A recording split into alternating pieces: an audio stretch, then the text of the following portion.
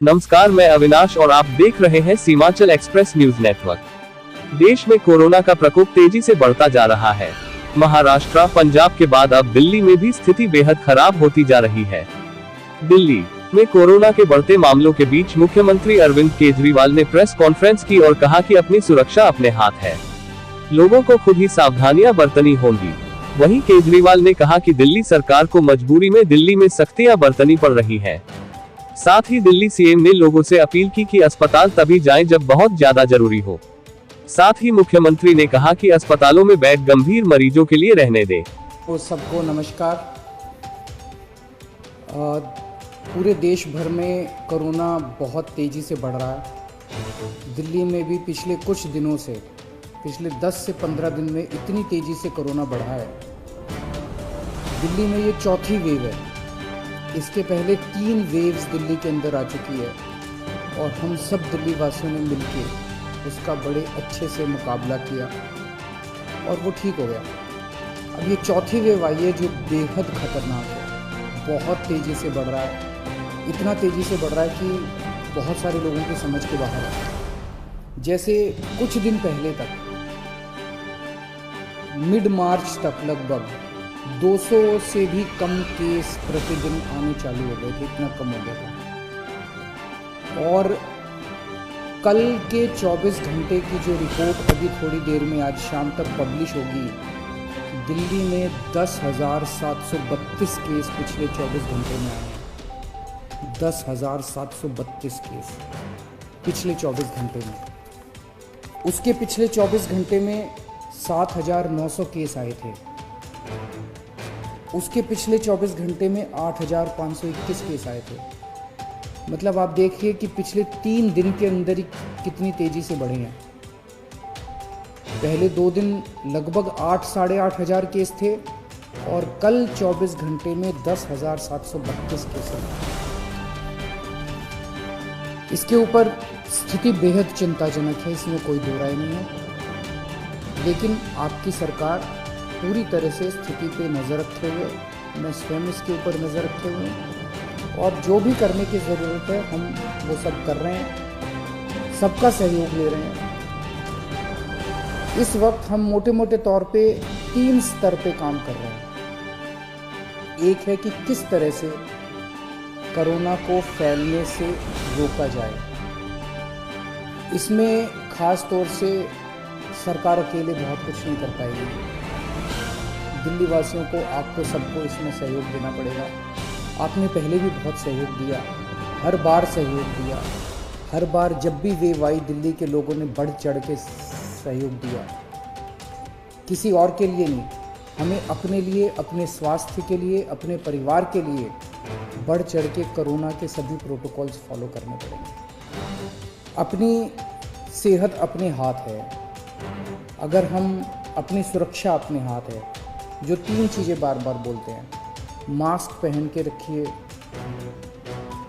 Social distancing कीजिए और बार बार हाथ धोते रहिए। इसमें एक चीज़ और ऐड कर लो कि घर से तभी बाहर निकलेंगे जब बहुत ज़रूरी होगा। कुछ दिन की बात है, मुझे पूरी उम्मीद है जैसे पिछली 3 वेव चली गई वैसे चौथी वेव भी चली जाएगी। तो अभी फ़िलहाल ज़्यादा से ज़्यादा कोशिश करें कि घर पे ही रहें, घर से बाहर तभी निकलें जब बहुत ज़रूरी है। हम लॉकडाउन नहीं लगाना चाहते, लेकिन कल सरकार को मजबूरीवश कुछ रिस्ट्रिक्शंस के ऑर्डर किए गए हैं। जैसे बसों में अब 50% लोग बैठ सकेंगे, मेट्रो में 50% की ऑक्यूपेंसी हो सकती है, बार्स रेस्टोरेंट्स के अंदर 50% की होगी। इस तरह से कुछ कई सारे रिस्ट्रिक्शंस कल लगाए गए हैं। आप ही के लिए लगाए गए हैं, आप ही की सेहत के लिए, आपकी सुरक्षा के लिए लगाए गए हैं। आपसे अपील है कि उनको सबको अच्छे से फॉलो करें। तो एक तरफ हम कोरोना को रोकने की कोशिश, स्प्रेड को रोकने की कोशिश कर रहे हैं। दूसरी तरफ इतनी तेज़ी से जब कोरोना के मरीज बढ़ रहे हैं, किसी को कोरोना होता है तो वो फिर या तो होम आइसोलेशन में जाता है और या फिर अस्पताल की तरफ जाता है।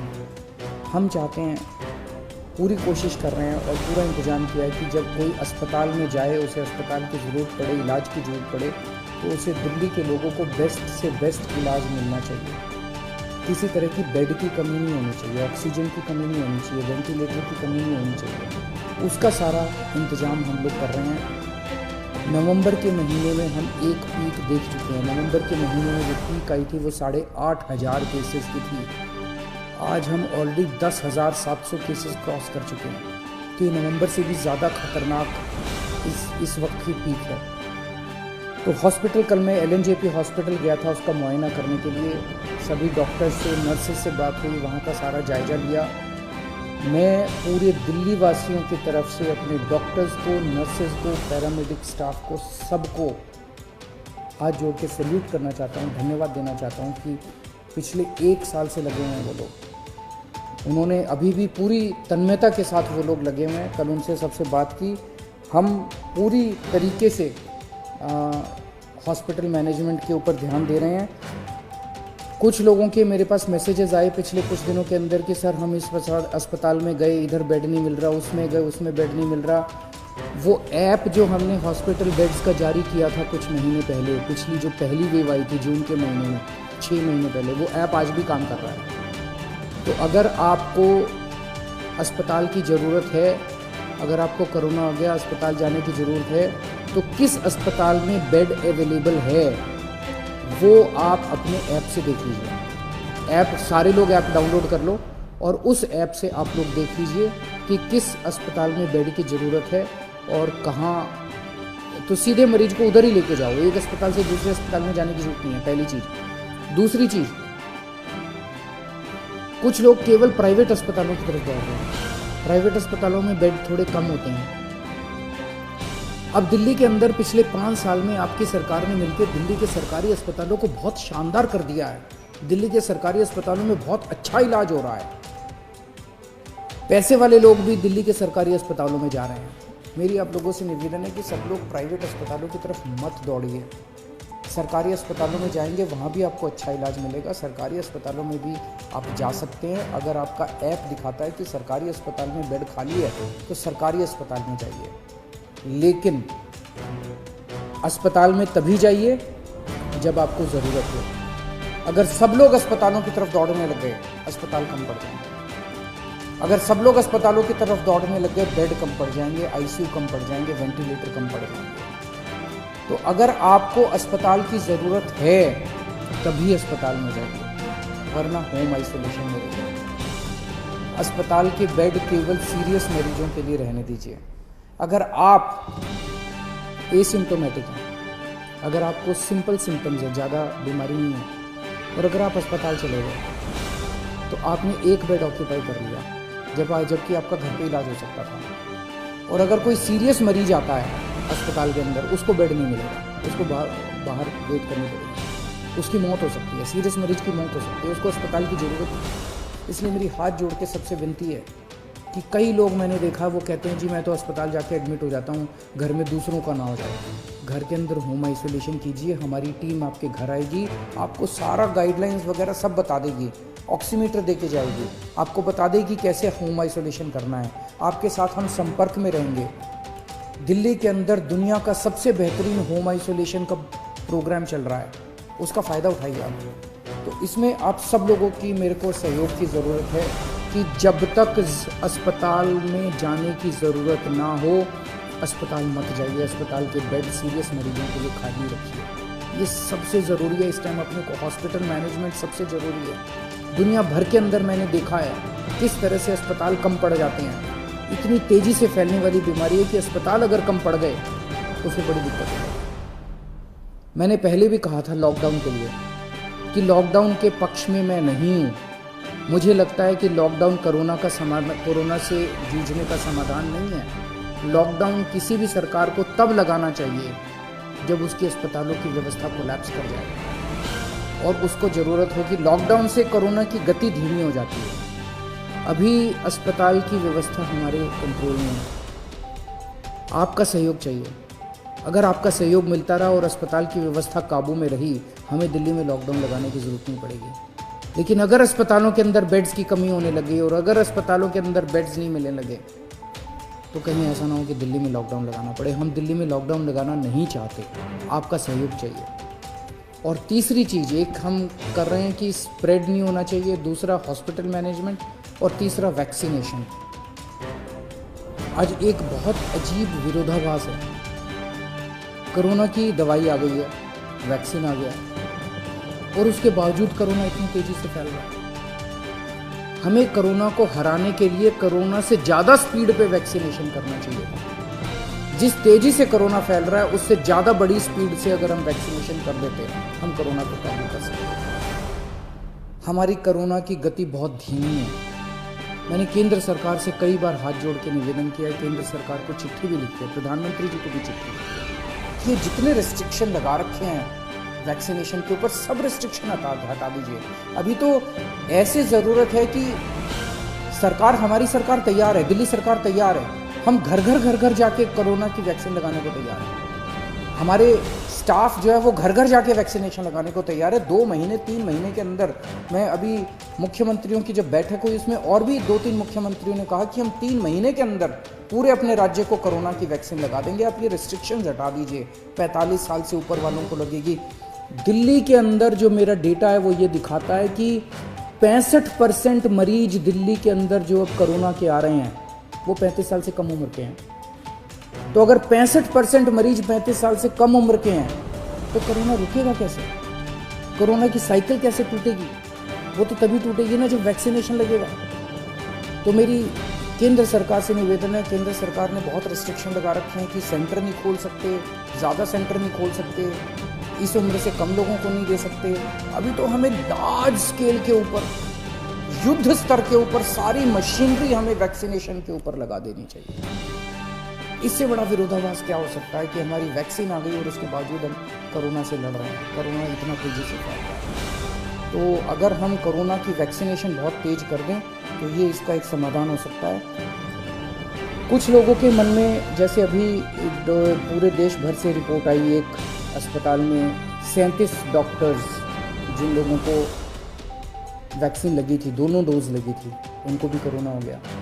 एक और उत्तर प्रदेश से एक अस्पताल से रिपोर्ट आई, एक महाराष्ट्र से एक अस्पताल से, कि कई सारे ऐसे लोग हैं जहाँ पे जिन लोगों ने दोनों डोज ले ली उसके बावजूद भी कोरोना हो रहा है। तो लोग पूछ रहे हैं कि यार ये वैक्सीन लगाने से कोई फ़ायदा आया? तो मैंने कई एक्सपर्ट से बात की, कई डॉक्टर से बात की, उन सब का ये कहना है कि वैक्सीन लगाने से आपको सीरियस बीमारी नहीं होती, कोरोना दोबारा हो सकता है। वैक्सीन लगाने के बावजूद भी आपको मास्क पहनना चाहिए, सारी प्रिकॉशन लेनी चाहिए, लेकिन कोरोना फिर भी हो सकता है, लेकिन वो कोरोना सीरियस नहीं होगा, आपकी डेथ नहीं होगी, आपको हो सकता है आईसीयू में जाने की जरूरत ना पड़े। कोरोना की सीरियसनेस काफ़ी कम हो जाएगी, इसीलिए वैक्सीन का फ़ायदा है। तो जो लोग आज, केंद्र सरकार जब भी इसको खोलेगी रिस्ट्रिक्शंस तो बहुत अच्छी बात होगी, लेकिन जो लोग आज एलिजिबल हैं, 45 साल से ऊपर की उम्र के हैं, वो तो कम से कम सारे तुरंत जाके कोरोना की वैक्सीन लगवा लीजिए, अपनी सेफ्टी के लिए, अपने परिवार की सेफ्टी के लिए। हमने टेस्ट्स दिल्ली में बहुत ज़्यादा बढ़ा दिए हैं। पिछले कुछ दिनों पहले तक 80-85 हज़ार टेस्ट डेली हो रहे थे और पिछले कुछ दिनों से 1,10,000 टेस्ट डेली हो रहे हैं। रात दिन पूरा स्टाफ, पूरे ऑफिसर्स काम करने में लगे हुए हैं और आपकी सेहत के लिए जो भी ज़रूरत पड़ेगी हम सभी करेंगे। मेरी सभी पॉलिटिकल पार्टीज से निवेदन है, अपील है, आइए सब मिलके काम करते हैं। ये वक्त राजनीति करने का नहीं है, ये वक्त एक दूसरे के ऊपर फिंगर पॉइंटिंग का नहीं है, ये वक्त एक दूसरे के ऊपर छीटाकशी करने का नहीं है, बाद में कर लेंगे राजनीति। सब मिलके अभी तो दिल्ली वासियों की सेवा करते हैं और मैं सभी लोगों से अपील करता हूँ, पिछली बार आप सबने सहयोग किया था, हम केंद्र सरकार से पूरा सहयोग ले रहे हैं। मैं सभी डॉक्टर्स से अपील करता हूँ, सभी डॉक्टर्स की एनजीओ से अपील करता हूँ, सभी धार्मिक संस्थानों से मैं हाथ जोड़ के अपील करता हूँ, सभी सामाजिक संस्थानों से, एनजीओ से अपील करता हूँ कि ये चौथी वेव बेहद खतरनाक है। इंसानियत के लिए हम सब लोग फिर से एक साथ जुड़ें और इस चौथी वेव का सामना करें। कुछ लोग कहते हैं, जब मैं उनको कहता हूँ कि मास्क क्यों नहीं पहना हुआ, कहते हैं सर 1 साल हो गया, थक गए। अब ये सोचो, वो डॉक्टर जो 1 साल से, और नर्स और जो पैरामेडिक स्टाफ 1 साल से अस्पताल के अंदर रात दिन 24 घंटे आपका इलाज कर रहा है, वो नहीं थका? वो तो आपसे ज़्यादा थक गया है। अगर वो 24 घंटे पिछले 1 साल से काम कर सकता है, अपनी ज़िंदगी दांव पे लगा के कर सकता है, तो आप कम से कम मास्क तो पहन ही सकते हैं। और ये थकने से तो आप ही की ज़िंदगी खतरे में पड़ती है। ये थकना अलाउड नहीं है अपने लिए। तो मैं फिर से आप सबसे यही अपील करूंगा कि बड़ा कठिन दौर है, और सब लोग, मैं समझता हूँ कुछ दिन की बात है, कुछ दिन के अंदर जैसे पिछले 3 पीक दिल्ली वासियों ने जम के इसको ठीक किया था, इस बार भी सब मिलके चौथी पीक का मुकाबला करेंगे। बहुत बहुत शुक्रिया।